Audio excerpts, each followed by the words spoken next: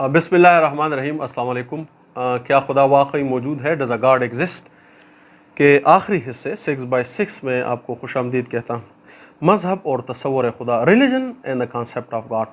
तो अब तक जो है वो आपने पांचों जो है वो हिस्से मुलाहिज़ा कर लिए होंगे। उम्मीद करता हूँ कि आपको वो अच्छे लगे होंगे और उसके नताइज जो उसमें हमने अख़ज़ किए हैं उसके मुतल्लिक़ आपको इत्मीनान होगा।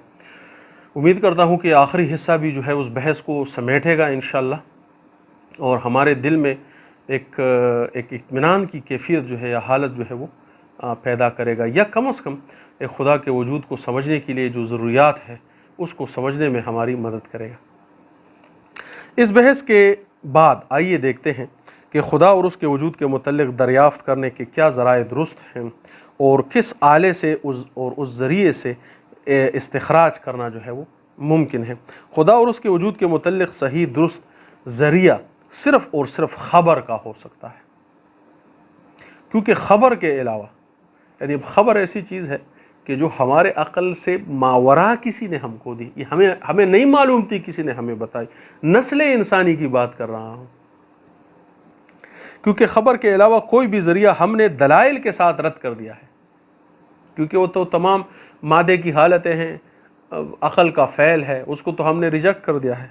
ख़बर के अलावा कोई भी तसव्वुर या इल्म खुदा और उसके वजूद के मुतल्लिक़ गढ़ा हुआ होगा, लोगों ने ख़ुद बनाया हुआ होगा, और अक़ल इंसानी का फ़ैल होगा जिस पर तफसीली बहस हो चुकी है।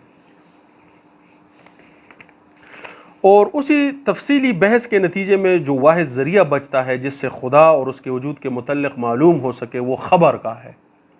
ख़बर के मानी ये है कि कोई बताने वाला गैब के ज़राए से मालूमात फ़राहम करे।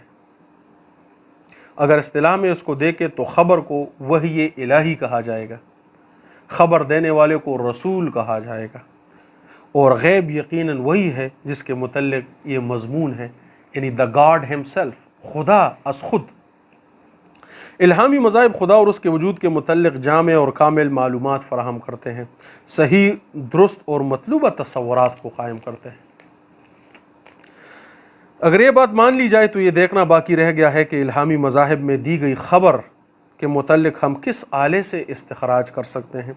ज़ाहिर है कि अक़ल इंसानी की मदद से इस पर खूब तफसीली बहस हो चुकी है कि अक़ल इंसानी तमाम तर तसव्वुर और तख़य्युल को लैसा कमिस्लिही शै की वजह से बातिल हो गए हैं और किसी यकीन की बजाय मज़ीद शक और शुबहात को जो है वो कायम करेंगे। इसीलिए खुदा के मुतल्लिक़ मज़हब से इस्तिखराज करने के लिए एक ही दुरुस्त आला बचता है, और वो है रूह इंसानी, क़ल्ब जिसका महलो मरकज़ है। कुरान जिसके मुतल्लिक़ फ़रमाता है यसअलूनका अनिर रूह कुल हिय मिनल अम्र, यानी आपसे रूह के मुतल्लिक़ पूछते हैं तो कह दीजिए कि इसके मुतल्लिक़ इल्म जो है वो कलील मुहैया किया गया है। अब ये उसूल बन गया, लेकिन रूह का महल क़ल्ब है जिसका ज़िक्र कसरत के साथ कुरान और हदीस में आया है। क़ल्ब सीने के अंदर धड़कते हुए गोश्त के एक लोथड़े का नाम नहीं है, बल्कि ये वो मरकज़ और मंबा है जो अपनी फ्रीक्वेंसी पर गैब की खबर को सुनता है और समझता है। अब हम तो वही इलाही को नहीं सुनते, लेकिन रसूल तो वही इलाही को सुनता है और कबूल करता है। वही इलाही रसूल के क़ल्ब पर नाजिल, ये अल्फाज है कुरान के कि इसको हमने आपके क़ल्ब पर जो है वो नाजिल किया गया है। तो रूह के मुतल्लिक़ तो अल्लाह ने फरमाया कि इल्म कलील दिया, लेकिन क़ल्ब के मुतल्लिक़ तो वज़ाहत के साथ बहुत सारी मालूमात फ़राहम की गई है। ताहम रूह और क़ल्ब पर अच्छी मालूमात के लिए सूफ़िया कराम के तहक़ीक़ी काम का मुतालिया किया जा सकता है। आगे मैं खुदा के मुतल्लिक़ एक इजमाली तसव्वुर पेश करता हूँ जिससे खुदा के तसव्वुर को समझने में मदद मिलेगी। वल्लाहु आलम। खुदा एक ऐसे वजूद या एंटिटी का नाम नहीं है कि जिसको कोई हुदूद और क़यूद के पैमाने में जो है वो मुतय्यन किया जा सके। जिस तरह के इंसान मादी दुनिया में अपने अक़ल के ज़रिए मुक़र्रर करने का आदी है, ना ही खुदा को फ़िज़िक्स के किसी मुसल्लमा उसूल के नतीजे में कबूल या रद्द किया जा सकता है, क्योंकि अगर कोई खुदा वाकई मौजूद है तो उसके लिए मुनासिब यही है कि जो कुछ आलम तख्लीक के अंदर है वो इससे मावरा और आला और अरफा हो। इसी तरह वो तमाम अयूब कायदे हुदूद उसकी ज़ात पर लागू नहीं हो सकते जो कि इंसान इस कायनात के मुतल्लिक़ जानता है या मालूम करता है। एक बहुत ही सादा और मुख्तसर मिसाल اس کو سمجھانے کے لیے مناسب ہوگی۔ مثلا آپ مجھے دیکھ رہے ہیں تو مجھے جانتے ہیں، اور میں آپ سے ملوں گا تو آپ کے متعلق جانوں گا، مگر خدا کے متعلق یہ صورتحال نہیں ہو سکتی۔ خدا کے جاننے کے لیے اس کے اور ہمارے درمیان حجابات کو دور نہیں کیا جا سکتا۔ اس طرح ایک مثال خدا کے پانے کے لیے بھی مناسب ہے۔ مثال کے طور پر آپ کسی ایک جگہ سے دوسری جگہ تک پہنچنا چاہتے ہیں تو طاقت، توانائی اور وقت صرف کر کے پہنچ سکتے ہیں، لیکن خدا کے متعلق اس طرح نہیں پہنچا جا سکتا۔ یعنی اگر آپ پشاور میں ہے، لاہور جانا چاہتے ہیں تو ٹائم، وقت، انرجی کنزیوم کرے پہنچ جائے، لاہور سے کراچی پہنچ جائے، کراچی سے کوٹھا پہنچ جائے، لیکن خدا کے متعلق تو اس طرح نہیں پہنچا جا سکتا، کیونکہ نہ تو خدا کے لیے کوئی جغرافیہ مناسب ہے، جغرافیکل لوکیشن اس کے لیے نہیں ہے، اور نہ ہی کوئی متعین یا خاص مقام مناسب ہے، نہ ہی اس کی حدود کو محدود کیا جا سکتا۔ یہ بھی نہیں کہا کہ خدا ایک جگہ تک جو ہے وہ محدود ہے، اور نہ ہی اس کو کسی خاص حالت، ہیت، مقدار، ساخت کے پیمانے، یہ جس طرح ہم پانی کو ناپتے ہیں تو اس کو لیٹر میں ناپتے ہیں، تو خدا کو تو اس طرح نہیں کہا جا سکتا۔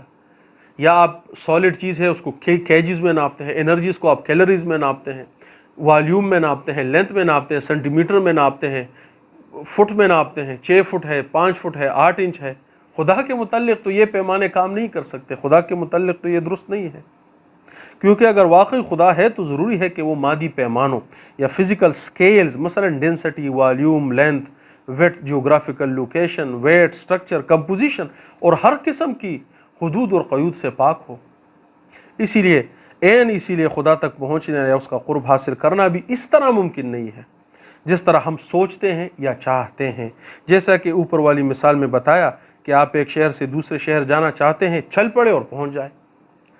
اب آپ کہہ سکتے ہیں کہ میں فلاں شہر پہنچ گیا ہوں، لیکن خدا کے متعلق آپ ایسا نہیں کہہ سکتے کہ میں چل پڑا اور پہنچ گیا، کیونکہ جیسا کہ بتایا کہ خدا کے لیے کوئی حدود نہیں ہے، وہ لامتناہی ہے، وہ وسیع اور عریض ہے۔ اسی طرح اس کے قرب کی منازل بھی لامتناہی اور وسیع اور عریض ہے۔ یہ جس طرح خدا لامتناہی ہے، انفینٹ ہے، اسی طرح اس کے قرب کی منازل بھی جو ہے وہ لامحدود ہے اور لامتناہی ہے۔ ایسا نہیں ہے کہ آپ خدا کو دیکھ لیں، پہچان لیں، ایسا نہیں ہے کہ آپ خدا کے تک چل پڑے، اس تک پہنچ جائے، اس کو ہاتھ لگائیں کہ جی یہ خدا ہے، میں پہنچ گیا، معلوم ہو گیا، ایسا بھی نہیں ہو سکتا۔ خدا محدود بھی نہیں ہے کہ آپ اپنے علم سے، اپنے شعور سے اس کا احاطہ کر لیں، ایسا بھی نہیں ہو سکتا۔ جس طرح آپ چلتے جائیں، سامنے ایک دیوار آ جائے گی، آپ کہیں کہ جی میں دیوار تک پہنچ گیا ہوں، آپ اس کو ہاتھ لگائیں اور کہیں کہ میں دیوار تک پہنچ گیا ہوں۔ خدا کے متعلق ایسا نہیں ہے کہ آپ چلتے جائیں، ایک مقام پر خدا آپ کے سامنے آ جائے گا اور آپ کہیں گے کہ جی میں خدا تک پہنچ گیا ہوں، بلکہ خدا کی طرف اس کی قرب کے منازل بھی جو ہے وہ لامتناہی ہے۔ اسی لیے مشہور مقولہ ہے کہ یہ راستہ بذات خود منزل ہے۔ یہ صوفیاء کا مشہور قول ہے کہ اس کی منزل از خود یہ راستہ ہے، اس راستے پر چلتے رہنا جو ہے یہی جو ہے وہ منزل ہے، کہ مصداق خدا تک پہنچنا دراصل اس کے قرب کے راستے تک پہنچنا ہے۔ اب یہی راستہ خدا کی طرف جاتے وہ انتہائی قرب ہے جس کا حصول کیا جا سکتا۔ اب یہ قابل حصول چیز ہے، ایسا نہیں ہے کہ ہم چل پڑے، سامنے خدا آ جائے اور ہم کہیں کہ جی خدا جو ہے وہ ہمیں مل گیا ہے، یقین کامل ہو گیا ہے، شکوک و شبہات دور ہو گئے ہیں۔ ہاں یہ کہا جا سکتا ہے کہ انسان خدا کے قرب کے منازل میں سفر کرے اور اپنی استعداد، محنت اور توجہ سے ان منازل میں یکے بعد دیگرے ترقی کرے، لیکن جس طرح خدا کی ذات کامل لامحدود ہے، آپ سفر کرتے جائیں، قرب کی منازل طے کرتے جائیں، لہٰذا چلتے جائے، یہی منزل ہے۔ خدا کے متعلق یہ گمان رکھنا کہ اس کو مادی حدود اور قیود کے پیمانوں سے معلوم کیا جا سکتا ہے، غلطی ہے اور خدا کے بنیادی تصور کے خلاف ہے۔ بس یہی تلاش حق یا منازل حق یا منازل قرب حق، یہی ہماری استطاعت کے مطابق آخری منزل ہے۔ میرا تو یہ بھی خیال ہے کہ قیامت میں بھی خدا کے وجود کا مکمل احاطہ کرنا ممکن نہ ہو سکے گا، جیسا کہ ارشاد ہے کہ خدا جنتیوں کو اپنے دیدار سے سرفراز فرمائے گا کہ معنی انتہائی قرب اور نزدیکی کے ہیں۔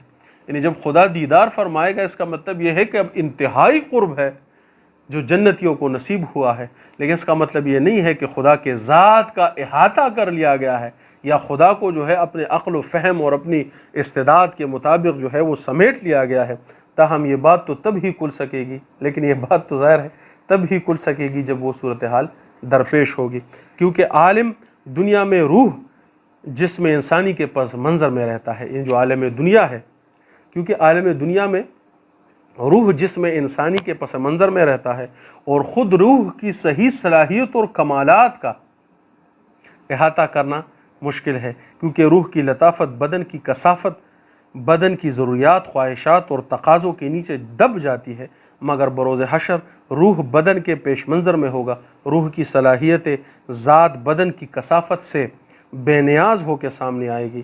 اسی لیے میرے لیے ممکن نہیں ہے کہ اس وقت کی یعنی قیامت کی یا جنت کی صحیح درست کیفیات کو، حالت کو معلوم یا بیان کر سکوں، مگر دنیا میں یقیناً ایسا ہی ہے کہ بدن کی خواہشات اور ضروریات کو کم کر کے روح کی خوراک کو بڑھا کر مجموعی صحت اور قلت اور قلب کے پاک ہونے کے لیے کام کیا جائے، مگر دنیا میں یقیناً ایسا ہی ہے کہ بدن کی خواہشات اور ضروریات کو کم کر کے روح کی خوراک اور ضروریات کو بڑھا کر روح کی مجموعی صحت اور قلب کے پاک ہونے کے لیے کام کیا جائے۔ قرآن اس کو تزکیہ کہتا ہے، حدیث اس کو احسان کہتی ہے، اصطلاح میں اس کو سلوک کہا جاتا ہے۔ روح کی خوراک امر ربی یعنی ذکر الہی ہے، لہٰذا جب روح قوت پکڑے گی اور بدن کی کثافتوں کو کم کیا جائے گا تو روح بذریعہ اپنے مرکز قلب کے قرب الہی کی منازل پر روانہ ہو جائے گی۔ بس یہی اس انسان کا اعلیٰ مقام ہے جو وہ اس دنیا میں حاصل کر سکتا ہے، یہی اس کا اعلیٰ تصور خدا کے لیے ہے، اور یہی اس کے دل کے اطمینان اور تسلی کا باعث ہے۔ میرے دوستو، اپنا بہت سارا خیال رکھیے۔ خدا حافظ۔